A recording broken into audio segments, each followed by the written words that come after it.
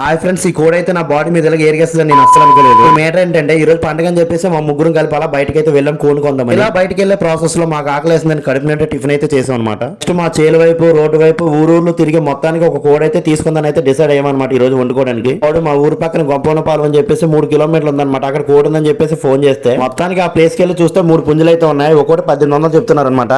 సరే, ఇంత మనకి తక్కువ రేటు చీప్ రేట్ అయితే మేము వండుకోవద్దని చెప్పేసి అనమాట. సరేలే అయితే ఇక్కడ ఉన్న 3 పుంజులు కాదని చెప్పేసి హైయెస్ట్ రేట్ ఒక ఎక్కువ రేట్ ఉన్న ఒక కోడ్ అయితే నాకు చూపించాడు అనమాట. అయితే ఇక్కడ ఉన్న ఈ పెట్ట 1500 చెప్పానమాట. 2 కేజీలు బరువు ఉంది. 1200 అయితే తీసేసుకున్నాం. ఈ రేట్ వర్త్ కాదు నాకైతే కామెంట్ చేయండి.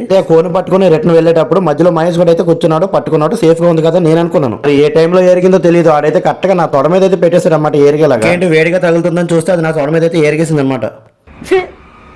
ఎందుకు నీకు బతుకు నా ఫ్యాంట్ పాడు చేసి నా కోన్ అయితే చికెన్ బిర్యానీ చేసుకుని తినేసాను. దీని గురించి నెక్స్ట్ వీడియోలో చూపిస్తాను మీకు. అప్పటి వరకు లైక్లు సబ్స్క్రైబర్లు అయితే నా ఛానల్ అయితే మర్చిపోకండి మరి.